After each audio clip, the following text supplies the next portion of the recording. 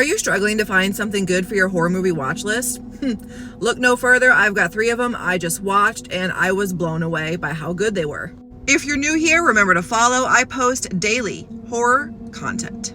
First up, I have Sumala. You can find this one on Netflix. This is an Indonesian horror film, so yes, there are subtitles, but it's worth the watch. This is based on true events on an urban legend within Indonesia, and I found that to be insane considering how freaky this was.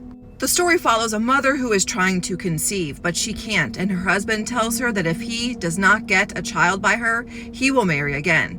So she ends up finding some type of witch doctor and makes a pact with the devil. She ends up having twins. Unfortunately, one of them dies and the other one lives. The one that passed away was ugly, so the dad unalives the baby. He wasn't supposed to do that. So now we've got the other twin.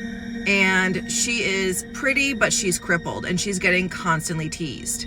As this twin is getting ridiculed, the ghost of Sumala returns and seeks some revenge. And this one is wild, folks. I'll give it about a 7.5 out of 10. The gore was exceptional with this film. Next up, we have Z. I was actually surprised at how quality the scares were with this film. The story follows a young 8-year-old boy who befriends this imaginary friend called Z. However, the parents are going to realize that this imaginary friend is actually real, and it terrorizes this family.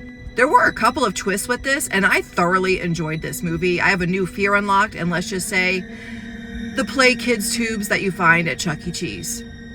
I'll give this one an 8 out of 10. Finally, I have Dashcam, and holy shit, what a ride this was. I had so much fun with this, and it's also very creepy. There is a pandemic going on, and we have an improv musician who live streams. She goes to London to meet up with her ex-band musician friend.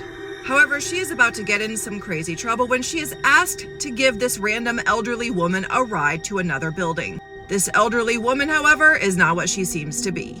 And I'll leave it at that. This movie is absolute fire. 9 out of 10 for me. Loads of jump scares and just overall creepy.